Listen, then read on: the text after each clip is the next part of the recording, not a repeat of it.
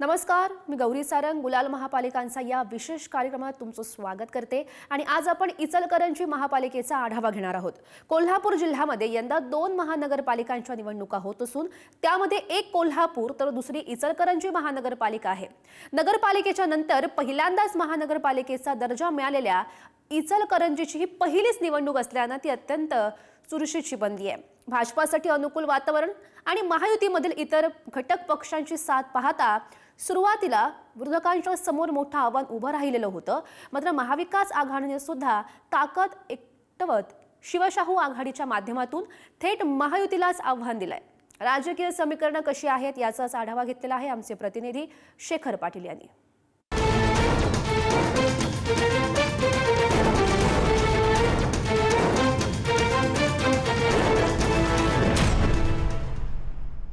संदर्भात जर आपल्याला बोलायचं महानगरपालिकांच्या निवडणुका सुरू आहेत। यामध्ये कोल्हापूर जिल्ह्यात 2 महानगरपालिकांच्या निवडणुका होत आहेत, ज्यामध्ये कोल्हापूर महानगरपालिका आणि मँचेस्टर सिटी म्हणून ज्याची ओळख आहे ती इचलकरंजी महानगरपालिकेची निवडणूक देखील आता होते। या इचलकरंजीमध्ये गेल्या अनेक वर्षांपासून नगरपालिका होती, मात्र पहिल्यांदाच महानगरपालिकेचा दर्जा त्या ठिकाणी मिळालेला आहे आणि महानगरपालिकाची ही पहिलीच निवडणूक या ठिकाणी होते। अतिशय चुरशीची अशी लढत या ठिकाणी होताना दिसते। एकीकडे महायुती आणि दुसरीकडे महाविकास आघाडी। महाविकास आघाडीमध्ये बिघाडी त्या ठिकाणी झालेली आहे, महायुती मात्र या ठिकाणी अभेद्य त्या ठिकाणी राहिलेली आहे, स्ट्रॉंग राहिलेली आहे, कारण जागा वाटपामध्ये त्यांची महायुतीत बिघाडी झाल्याचं चित्र या ठिकाणी झालेलं नाही। कारण महायुतीच्या जागा वाटपामध्ये भाजप हा सगळ्यात मोठा पक्ष या इचलकरंजीमध्ये ठरलेला आहे, जो 65 पैकी 56 जागांवरती आपले भाजपच्या चिन्हावरती उमेदवार उभे केलेले आहेत। त्याच्या पाठीमागे शिंदेच्या शिवसेनेला 7 जागा मिळालेल्या आहेत, तर राष्ट्रवादी अजित पवारांची त्यांना 2 जागा केवळ या ठिकाणी मिळाली। त्यामुळे महायुती एकीकडे अभेद्य या ठिकाणी असली तरी दुसरीकडे महाविकास आघाडीमध्ये बिघाडी झालेली आहे। त्यांनी शिवशाहू आघाडी म्हणून नाव देऊन पक्षाची चिन्हावरती निवडणूक न लढण्याचा निर्णय या ठिकाणी घेतलेला आहे।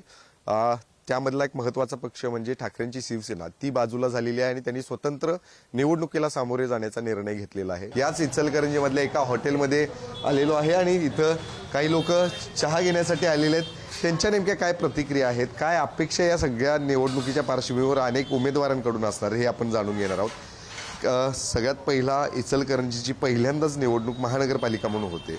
65 जण त्या ठिकाणी आता रिंगणात प्रत्येक पार्टीकडून असणार आहेत। कशा पद्धतीनं तुम्ही या सगळ्यांकडून अपेक्षा आता इचलकरंजीसाठी तुम्ही करताय, विशेष करून काय समस्या आता तुम्हाला सगळ्यांना जाणवते? इचलकरंजीचा पहिला महत्त्वाचा प्रश्न पाणी प्रश्न आहे, तो मार्गी लागायला पाहिजे। एक सत्ता कोणाची येऊ दे असू दे, इचलकरंजीचा पाणी प्रश्न आहे, कचरा निवारण झालं पाहिजे, रस्ते झाले पाहिजेत। हे मेन मुख्य जी हे आहेत अडचणी, ह्या नागरिकांच्या समस्या अडचणी दूर व्हाव्यात ह्या एवढ्या अपेक्षा आहेत। पाणी प्रश्न आम्ही गेले अनेक वर्ष ऐकतोय, मात्र तो पाणी प्रश्न अजूनही त्या ठिकाणी सुटलेला नाही आहे। प्रत्येक जण आश्वासन देत आलेले आहेत। आता काय अपेक्षा करताय या सगळ्या 5 वर्षामध्ये? अपेक्षा काही हीच करणार की यावर्षी तरी तो प्रश्न निकालात लागू दे आणि लोकांना चांगलं पाणी प्यायला मिळू दे वरचेवर, इतकीच अपेक्षा आता। लाईटची व्यवस्था, स्वच्छता, कचरा उठाव, ज्या त्या भागात महिलांना जास्तीत जास्त सोयीचं व्हावं, इतकंच महत्त्वाचं आहे। काय अपेक्षा? माझी एक अपेक्षा आहे की माझी इचलकरंजी सुजलम सुफलम व्हावी, की जे हे तुम्ही 10 वर्षात आम्हाला बोलला की पाणी प्रश्न किती प्रश्न असू दे, माझी एक कळकळीची विनंती आहे की का हा प्रश्न मार्गी लावावा, एवढीच आपली अपेक्षा आहे, बाकी काय नाही। आज गरिबांच्याकडे बघितलं ना, 8-10 दिवस पाणी नाही, हां कोट्यावधी तुम्ही खर्च करायला ना, तो खर्च सगळा तुम्ही इकडे करा गोरगरिबांच्या। म्हणजे दूषित पाणी, दूषित पाणी आणि पाणी नाही, 8-10 दिवस पाणी नाही, त्या लोकांचे काय हाल होतात ते म्हणजे परमेश्वरलाच माहिती आहे। पण या सगळ्या ज्या उमेदवार आहेत नाही त्यासनी पहिला ह्या इचलकरंजीच्या मुत्रीत लघवी करायला सांगा। त्यासनी सगळ्यात महत्त्वाचं ते आहे, सगळ्यात महत्त्वाचं ते। आणि ह्या राजकारण्यासनी लघवी मुत्रीत करा म्हणा, म्हणजे रोग किती होतात अवस्था, मग तुम्ही या बाकीच्या बाता मारत रस्त्याने हिंडा म्हणून सांगा। रस्ता एक कुठला चांगला नाही, गल्लीबोळातले तर रस्ते बाद झाल्यात, रिंग रोड बाद झालाय। पहिले पाणी आणि रस्ता हे होणं महत्त्वाचं आहे, बाकी काही नाही। कोण करून दिली हे सगळं वाटतं तुम्हाला? आता सत्ता तर या ठिकाणी भाजप तर राजकीय पुढाऱ्यांनी काही अपेक्षा करत नाही, पण काय वाटलं त्यांच्या मनात, असं काय वाटलं का गावासाठी करूया, तर त्यांनी पाणीचा गावाची काळजी वाटलं तर त्यांनी पाण्याचा प्रश्न पहिला सोडावा. बाकी स्वच्छता ते 12 महिने पुजलेलेच आहेत. मुतारे आता आम्ही लहानपणी बघितले त्याच अजून चालू आहेत 50 वर्ष. काय गावात कचरा पडलेला आहे, धूळ त्या माती सगळं तुमचं, आजारी पडतात लोक. इचलकरंजीतला रस्ता म्हणजे डांबर टाकले की सांबर टाकले हेच कळत नाही. कारण रस्ता जिथून आपण शाहू पुतळ्यापासून परवा सीएमने मिरवणूक चालू केली, सीएम येणार म्हटल्यानंतर फक्त पॅचअप केलं गेलं. ते पण पॅचअप एवढं की अर्धा इंचाचा मुळासुद्धा त्यावरती जाणार नाही. मग PWDचं जर कधी पक्तेदाराकडनं बिलं निघणार असतील म्हणून जर तुम्ही काम करत असाल तर तुम्हाला इलेक्शन आल्यानंतर मतं मागायचा अधिकारच नाही. केंद्रात सत्ता, राज्यात सत्ता तुमची, तर सुद्धा तुम्ही ज्या प्रकारचे रस्ते करताय ते रस्ते बघितल्यानंतर असं वाटते की आम्ही इचलकरंजीमध्ये राहतोय की खेडेगावमध्ये राहतोय असं वाटतं. आम्हाला कीव वाटते. आज आमच्या गावाची अवस्था अशी आहे की बाहेरचा माणूस आला तर तो तोंडाला मास्क लावतोय, हेल्मेट घालतोय, समोरचा माणूस दिसत नाही धुळ्यामध्ये. म्हणजे उन्हाळ्यात सुद्धा धुका असावा अशी परिस्थिती आहे इचलकरंजीची. आणि नगरपालिकेच्या शाळांची परिस्थिती अशी आहे इचलकरंजीतल्या 50% शाळा बंद आहेत. त्या ठिकाणी खाजगी शाळा सुरू आहेत आणि त्या सगळ्या नगरसेवकांच्या आहेत. विशेष म्हणजे शाळांचा दर्जा सुधारण्यासाठी एकाही नगरसेवकानं, एकाही आमदारनं कधीच प्रयत्न केला नाही. अतिक्रमण मुक्त इचलकरंजी व्हायला पाहिजे. रस्त्यावर सगळ्या भाजीवाल्याने हेच असतात, बाकी कोण नसते. अतिक्रमणचा मुद्दा अतिशय महत्त्वाचा आहे. अतिशय म्हणजे अतिशय गाडी पार्किंगची व्यवस्था नाही आहे. पण 4 व्हीलर असू दे, 2 व्हीलर सुद्धा लावायला पार्किंग होत नाही आहे. सगळं अतिक्रमण होतं. यावेळीची सगळ्या ज्या आश्वासनांना कोण या ठिकाणी बळी पडणार नाही असं म्हणायचं. सगळे बळी पडणार. त्यांच्या भूलतापांना सगळे बळी पडणार. पैसे घेणार, मतं देणार, मटण ताटं खाणार आणि बळी पडणार. आणि काही सुधारणा होणार नाही. इचलकरंजीमध्ये आता पाणी 8 दिवसातून एकदा येते, पण ढोसाला 2 वेळा मिळते. ही आजची अवस्था आहे. म्हणजे जे लोक शाकाहारी आहेत ते सुद्धा मांसाहारीकडे वळतात, कारण फुकट मिळते म्हणून. हे कुठेतरी बदल झाला पाहिजे. पाण्याचा प्रश्न तर मोठा आहे. ते आता इतर विद्वान सगळे बोललेले आहेत त्याच्यावर. मी एक उपोषणाला बसून पण माझी तळमळ ती पाण्यासाठी आहेच. तरी सुद्धा दुसरा मुद्दा म्हटलं तर आपल्या इचलकरंजीमध्ये गुन्हेगारी वाढलेली आहे. आणि गुन्हेगारी वाढून परत गुटखा आणि याच्यासारखे तुम्ही अंमली पदार्थ इचलकरंजीमध्ये खूप प्रमाणात येत आहेत. आणि त्याच्यामुळे ही तरुण पिढी किती बर्बाद होते ह्याच्याकडं सरकारचं लक्ष पाहिजे आणि हे थांबवण्यासाठी प्रयत्न केले पाहिजेत.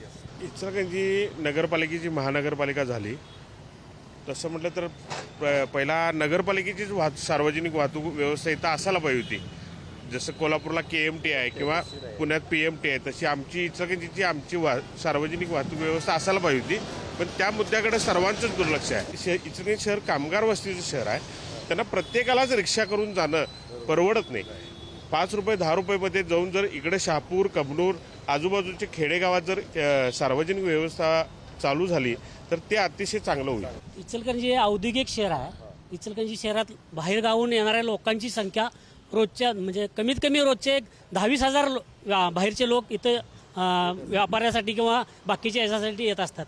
इचलकरंजी शहरात फक्त स्वच्छतेच्या बाबतीत म्हणजे स्वच्छता थोडक्यात मुतारीच्या बाबतीत जर बोलायचं झालं तर 288 मुतारी असल्याचं या लोकांनी आपल्याला एक सांगितलेलं आहे. आणि त्या रोज स्वच्छ होतात हे पण सांगितलेलं आहे. परंतु इचलकरंजी शहरात आज हाताच्या बोटावर मोजण्या इतक्याच मुताऱ्या वापरात आहेत. आणि महिलांसाठी तर अजिबात 15 वर्ष जवळजवळ 20 वर्ष झाली महिला राज इचलकरंजीत आहे. परंतु आज तागायत एक ही मुतारी महिलांसाठी बांधण्यात आलेली नाही किंवा तसे म्हणजे त्यांनी पुढे हे पण केलेलं नाही. आता इचलकरंजीमध्ये रस्ता मोठा प्रश्न आहे. रस्ते बघायला गेलात तर आम्ही लेडीज जातोय ते अगदी कमरा आमच्या सगळ्या गेलेल्याच आहेत. आणि एखाद्या बाईची जर डिलिव्हरी जवळ आली असेल आणि ती बाई जर रस्त्यावरनं चालली गाडीतनं तरी तिची डिलिव्हरी त्या गाडीतच होईल. असे रस्ते झालेले आहेत आपले. हे रस्ते सुधारणं फार महत्वाचं आहे. आपल्यासोबत इथले स्थानिक आमदार राहुल आवाडे आहेत, जे भाजपचे आमदार आहेत. अर्थातच महायुतीमध्ये बाहुबली ठरलेले आहेत ते, कारण जागा वाटपामध्ये 65 पैकी 56 जागा तुम्ही आपल्या वाट्याला घेतल्यात. कशा पद्धतीने जागा वाटपाचा सगळ्यात पहिला हा प्रश्न तुम्ही सोडवला आणि जास्तीत जास्त तुमच्या पारड्यामध्ये घेण्याचा प्रयत्न? महायुती म्हणून इलेक्शनची आम्ही त्या ठिकाणी इचलकरंजी महानगरपालिकेची पहिली निवडणूक लढतोय आणि एकच आमचं त्या ठिकाणी महायुतीचं जागा वाटप आम्ही करत असताना विनिंग मेरिट आणि चांगला कार्यकर्ता असावा, निष्ठावंत कार्यकर्ता असावा, तोच एक आमचा फॉर्म्युला होता. आणि त्या हिशोबानं 65 पैकी 56 आम्ही भारतीय जनता पार्टीचे उमेदवार त्या ठिकाणी आहेत. 7 हे शिवसेनेचे आहेत आणि 2 राष्ट्रवादीचे आहेत आणि विकासाचा अजेंडा घेऊन आता इलेक्शनला आम्ही सामोरं जातो. तर विरोधी आघाडी त्या ठिकाणी बिघाडी झालेली, शिवशाहू आघाडी म्हणून जाते. पक्षाच्या चिन्हावरती देखील ती आता निवडणूक लढवत नाहीत. कसं बघता या सगळ्याकडे तुम्ही? महाविकास आघाडी या ठिकाणी मोड बांधण्यामध्ये फेल झाली असं म्हणायचं. 100% महायुती वर्सेस महाआघाडी इलेक्शन आहे. त्यांनी फक्त शिवशाहू आघाडी हे नाव त्यांनी त्या ठिकाणी घेतले, परंतु ते नेते तेच, चेहरे तेच, माणसे तेच, अशा पद्धतीची परिस्थिती त्यांची झाली. आणि अशी परिस्थिती झाली की त्यांचं चिन्ह त्यांना घोटवावं लागलं, दुसरं नाव घ्यावं लागलं, दुसरं चिन्ह घ्यावं लागलं. एवढी ताकद, एवढा विश्वास भारतीय जनता पार्टी आणि महायुतीच्या सर्व उमेदवारांचा, लोकांचा असल्यामुळं ही परिस्थिती विरोधकांची त्या ठिकाणी निर्माण झाली. खरं तर 65 जागा असणार आहेत. काय विश्वास या सगळ्या निवडणुकीच्या पार्श्वभूमीवर तो वाढतोय? कारण पहिल्यांदाच महानगरपालिका म्हणून तुमच्याकडे एक मोठी जबाबदारी खरं तर असणार आहे. किती जागांच्या या ठिकाणी तुम्ही अंदाज बांधलेले आहात आणि ही निवडणूक तुम्हाला त्या ठिकाणी यशस्वी होताना दिसते? 65 पैकी 55 ते 60 जागा आमच्या महायुतीच्या येतील ह्याची खात्री मला आमच्या महायुतीच्या येतील आणि महापौर आमचाच होईल अशी परिस्थिती त्या ठिकाणी आहे. आणि कुठल्याही परिस्थितीत चांगल्या पद्धतीचा प्रचार यंत्रणा आम्ही राबवत आलोय. शेवटचे काही दिवस राहिलेत आणि 100% आम्ही त्या जोरात लागलो आता. 55 ते 60 तुम्ही जागा म्हणताय त्या ठिकाणी. राहिलेल्या जागा कुठल्या मुद्द्यांमुळे आपण त्या ठिकाणी पराभूत होत आहे असं वाटतंय तुम्हाला? आणि कुठले मुद्दे जे आहेत ते आता सोडवण्यासाठी तुमचं प्रामुख्यानं लक्ष असणार आणि कुठला अजेंडा जे या सगळ्या पार्श्वभूमीवरती तुमच्या महानगरपालिकेत असतो? 65 ते 55 ते 60 आम्ही त्या ठिकाणी म्हणत असताना काही रिजनल फॅक्टर्स असतात, काही व्यक्तिगत संबंधांवरती त्या ठिकाणी इलेक्शन ह्या महानगरपालिकेचे आहेत आणि व्यक्तिगत संबंधावरती असतात. परंतु तसं जर बघायला गेलं तर मी फार मोठं स्टेटमेंट करायला नको म्हणून 65 ते 65 म्हटलं नाही. इट वॉज म्हणजे व्यवहारिक आणि देखील विश्वास आहे 65 देखील 100% येऊ शकतं. हे आम्ही ज्या पद्धतीने यंत्रणा लावले, मी हुपरीमध्ये करून दाखवले. 21 पैकी 19 महायुतीच्या, नगराध्यक्ष 6,500 मताचा लीड. मी हुपरीमध्ये महायुतीचा करिश्मा चाललाय. त्यांनी तिथंही त्याचं नाव त्यांनी बदललं, त्यांचं आघाडीचं नाव बदललं, चिन्ह घोटलं. त्याचा परिणाम त्यांना त्या ठिकाणी भोगावा लागला आणि आम्ही महायुती म्हणून आम्ही इलेक्शन ज्या पद्धतीनं राबवतो, करतो, त्याचा आम्ही त्या ठिकाणी चांगला प्रतिसाद हुपरीकरांनी दिला. तोच इलेक्शनचा पॅटर्न आम्ही इचलकरंजीमध्ये राबवू. या यंत्रमागचा आवाज जो खटखट आपल्याला आता ऐकायला मिळतोय, तो आवाज मात्र आता अनेक कारणांमुळं काही वर्षानंतर बंद होण्याची शक्यता आहे आणि त्यासाठी अनेक व्यावसायिक जे आहेत ते अडचणींचा सामना करताना दिसत आहेत. खरं तर हाच अडचणींचा सामना करत असताना अनेक व्यापाऱ्यांनी आपले हे व्यवसाय देखील बंद केलेले आहेत. आता काही यंत्रमाग जे आहेत ते या ठिकाणी उरलेले आहेत. ते अनेक समस्या त्या ठिकाणी सामोर ते जाताना दिसत आहेत. त्यामुळे निश्चितच या सगळ्या यंत्रमाग धारकांच्या काय नेमक्या समस्या आहेत हे जाणून घेण्यासाठी मी काही व्यावसायिकांच्याकडे आलेलो आहे. अर्थातच या ठिकाणी यंत्रमाग जो आहे तो तयार करत असताना एक प्राथमिक तयारी जी असते ती या ठिकाणी करताना काही कामगार दिसत आहेत. आपण जर बघितलं तर ही दृश्य एखादं कापड बनत असताना त्याच्या मागं असणारी ही मेहनत आणि त्या मेहनतीनंतरचं हे सगळं आपल्या सगळ्यांच्या अंगावरती जे आपण वेगवेगळ्या आकाराचे, वेगवेगळ्या डिझाईनचे कापड परिधान करतो ते सगळ्यांनी परिधान केले. अर्थातच डिझाईन देखील आपण बघितली तर प्रत्येकाच्या अंगावरती वेगवेगळे आहे आणि त्याचं कारण कोल्हापुरातली ही मँचेस्टर सिटी आहे आणि त्याच्यामागं अनेकांचे हात असतात. मात्र तेच यंत्रमाग जे आहे ते आता अनेक अडचणींचा सामना करत आहेत. त्यांच्याकडून खरं तर या समस्या आपण जाणून घेणार आहोत. सुरुवातीला तुम्ही तुमच्या या यंत्रमागबद्दल सांगा, किती अडचणींचा सामना आत्ता करावा लागतोय? अनेक हातमाग जे आहे ते बंद झाले आहेत, आता यंत्रमाग उरलेले. हा धंदा आता पूर्ण म्हणजे कोलमडायला आलेला आहे. काय मी कामगार मिळत नाहीत, लाईट बिल परवडत नाही, अशा बऱ्याच अडचणी आहेत. GST, नोटबंदी आणि गेल्या 15 वर्षात सरकारने या व्यवसायाला काही मदत केलेली नाही आहे. काय लाईट बिलामध्ये सबसिडी देतो म्हटली ती सरकारनं, लाईट बिलाचा विषय हा आहे तसाच पेंडिंग आहे अजून. तो लाईट बिलामध्ये आम्हाला जे सरकारने काय अनुदान देतो म्हटलं तर ते दिलं पाहिजे. आणि शेतकऱ्यांची कर्जमुक्ती तुम्ही करतायचा, मग कारखानदारांची कर्जमुक्ती का करत नाही सा? आता कसं आहे, शेती खालोखाल सगळ्यात मोठा रोजगार देणारा हा व्यवसाय आहे. महाराष्ट्राचं मँचेस्टर म्हणलं जाते, पण जो जास्त रोजगार या साध्या भागात मिळतोय त्याच्याकडं सरकारचं पूर्णपणे दुर्लक्ष आहे. जे मोठे व्यावसायिक आहेत सरकार फक्त त्यांनाच अनुदान व्याज भांडवली व्याज वगैरे सगळं अनुदान मिळते, पण जो साधा यंत्रमागधारक जो आहे, जो स्वतः कष्ट करून जो मोठा झालेला आहे, त्याच्याकडे सरकारचं पूर्णपणे दुर्लक्ष आहे. मध्यंतरी काळात GST, नोटबंदी आणि कोरोना यामुळं कारखानदारी फार प्रमाणात अडचणीत आली आहे. ती कर्ज वाढलेली आहे. मध्ये सरकारने 5% सबसिडी देतो म्हणलेली, ते पण अनुदान दिलेले नाही आहेत. आता आमची एवढी इच्छा आहे की यावर फार खूपपणे कर्ज बाजार झालेला आहे कारखानदार, त्यांनी कर्जातने थोडीशी मुक्तता द्यावी आमची इच्छा आहे. पहिल्यासारखं लाईट बिल वाढवून येते, ते कायमस्वरूपी राहणं महत्त्वाचं आहे. आणि परत जो सुताचा जो प्रश्न आहे की सूत दर सारखं खालीवर होत असते, त्याकडे पण सरकारनं लक्ष देणं गरजेचं आहे. बऱ्याच मागण्या आहेत सरकारकडे पेंडिंग आहेत, पण सरकार त्याकडे जातीनं लक्ष देत नाही.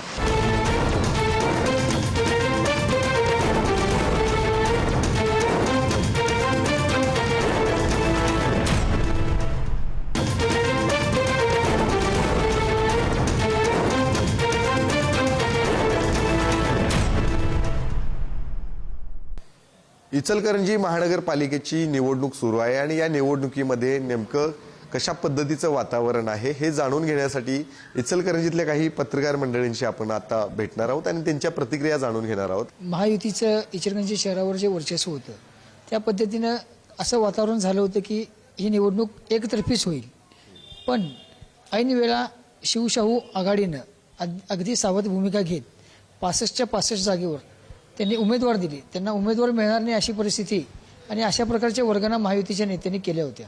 परंतु शिवशाहू विकास आघाडीनं 65च्या 65 जागेवर उमेदवारी दिली आणि काही ठिकाणी अपक्ष, काही ठिकाणी वंचित, आम आदमी पार्टी यांच्या माध्यमातून शिवसेना, ठाकरे गट यांच्या माध्यमातून सुद्धा स्वतंत्र उमेदवार उभे आहेत.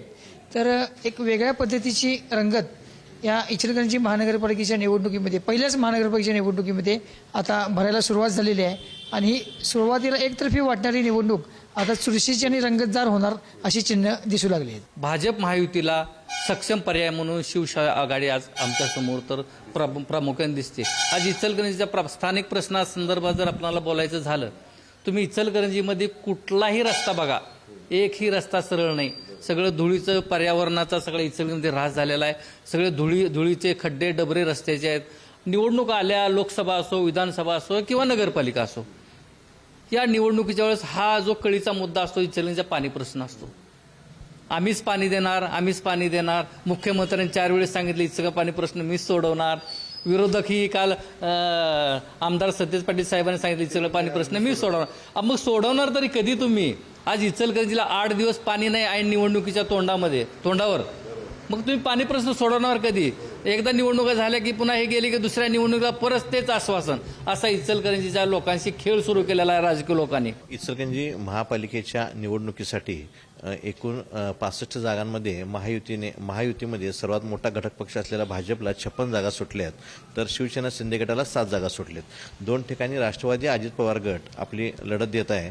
मात्र या ठिकाणी पहिल्या महापालिकेत जाण्यासाठी इच्छुकांची संख्या अधिक असल्याने यंदा भाजप आणि शिवसेना तसेच राष्ट्रवादीमध्येही अधिक संख्या असल्यामुळे काही जागांवर आज मैत्रीपूर्ण लढत होत आहे. शिवसेना शिंदे गट 3 ठिकाणी तर राष्ट्रवादी अजित पवार गट 8 ठिकाणी मैत्रीपूर्ण लढत देत आहे. यामध्ये शिवसेना 7 जागांवर मैत्रीपूर्ण म्हणजे ती बंडखोरीच म्हणायची जवळ. बंडखोरी मैत्रीपूर्ण असेल तर ही बंडखोरी समजली जाते. तर जवळजवळ भाजपने 24 बंडखोरांना शमवण्यासाठी मोठे कसोशीने प्रयत्न केले, त्यामुळे त्यांना यश आले. मात्र आता नेमकं महायुतीमध्ये मैत्रीपूर्ण लढत, त्यानंतर निष्ठावंत जे अद्यापही भाजपमध्ये प्रचारात उतरले नाहीत त्यांची भूमिका काय आणि त्यांच्यासाठी आता नेते काय करणार आणि प्रचाराची रणनीती नेमकी कोणती राहणार यावरच महायुतीच्या विजयाचे गणित अवलंबून असेल. इचलकरंजी शहरात यापूर्वी कॉम्रेड KL मलावते आमदार असताना काळामवाडीतून पाणी आणायचं अशी योजना त्यांनी आखली होती. परंतु काही नेत्यांनी त्यावेळी राजकीय विरोध करून ही काळामवाडीला पैसे जास्त लागतात, ते पैसे आपण देऊ शकत नाही, अशा पद्धतीने ही काळामवाडीची योजना रखडली गेली. त्यानंतर कृष्णा पाणी योजना या शहरामध्ये सुरू झाली. कृष्णेचं पाणी स्वच्छ मिळत नसल्यामुळं वारणा नदीतून पाणी आणावं अशा दृष्टीने काही ठिकाणी प्रयत्न झाले, परंतु या योजनेलाही राजकारण्यांनी खीळ आणले. त्यानंतर सुळकूड पाणी योजना सुरू करायची यासाठी प्रयत्न झाले, परंतु त्यालाही राजकारण्यांनी खीळ आणलेले आहे. खरं म्हणजे कोल्हापूरला काळंबावाडीतून थेट पाईपलाईन योजना सुरू झाली.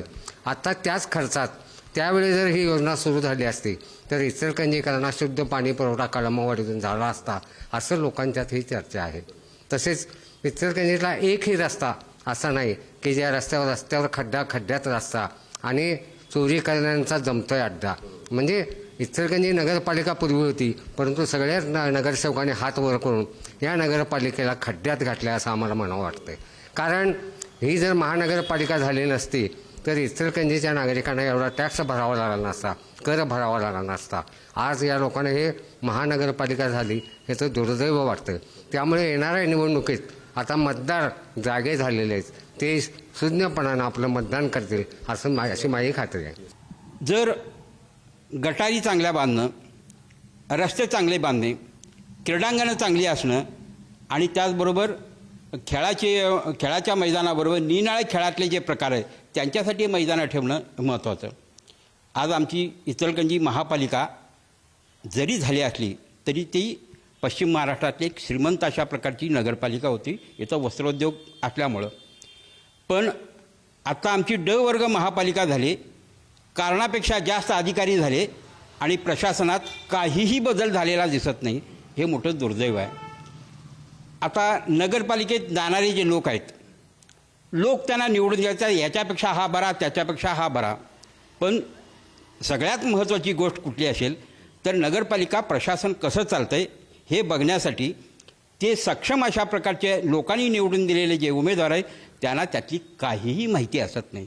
मोजकेच लोक कारभार करतात आणि तोच पुन्हा प्रकार दिसतो. एकूण चित्र बघितलं तर नगरसेवकांना प्रशिक्षण दिलं पाहिजे, प्रशिक्षणाची व्यवस्था पाहिजे. जसं आमच्या इचलकरंजीमध्ये आज फार मोठ्या प्रमाणात परप्रांतातनं लोक इथं आलेले आहेत, त्यांची संख्या विक्रमी आहे. मूळ इचलकरंजीकर अल्प आहेत आणि प्रांतातनं त्यामध्ये कर्नाटक असेल, राजस्थान असेल, गुजरात असेल, बिहार असेल, उत्तर प्रदेश असेल, अशा प्रकारचे लोक येतात. आणि त्याच्यामुळं तुम्ही जो मगाशी प्रश्न विचारला की गुन्हेगारीचं स्वरूप यातच ते कुठेतरी दडलेलं आहे. शाहू विकास आघाडी आणि भाजपमध्ये जरी लढत असली तरी पण आणखीन एक काही लढते आहेत. त्यामध्ये शिंदे तिसरी आघाडी इचलकरंजी परिवर्तन आघाडी आणि शिवसेना उभाटा गट यांनी हे तसे काही ठिकाणी यांच्याही तुल्यबळ लढते आहेत. त्यामुळं हे इलेक्शन एकतर्फी वाटत असलं तरी आता बहुरंगी लढतीकडे चाललेलं वाटतं आहे. आणि इचलकरंजीच्या समस्या आता अलीकडे बघितला फार मोठ्या समस्या आहेत की पाण्याचा प्रश्न गंभीर आहे. 8-8 दिवसातून पाणी इचलकरंजी येते. त्यामुळे हा कळीचा मुद्दा इचलकरंजीच्या सध्याच्या घडीला आता फार मोठा वाटतो. इचलकरंजीच्या इच्छुक उमेदवारांना बंडोबांना थंड करण्यासाठी इच्छुक नगरसेवक म्हणजे कॉप्ट नगरसेवक करण्याचं गाजर दाखवलं. आता हे दिलेलं आश्वासन पाळतील का नाही हे काही सांगता येत नाही. निश्चितच 15 तारखेला अर्थात याची निवडणूक आहे, 16 तारखेला निकाल लागणार आहे. कोणाच्या पारड्यामध्ये इथली मतदार राजा जो आहे तो भरभरून असं मतदान टाकणार आहे हे देखील पाहणं गरजेचं आहे. कॅमेरामन ओंकार वळवडेसह शेखर पाटील, पुढारी न्यूज, इचलकरंजी, कोल्हापूर.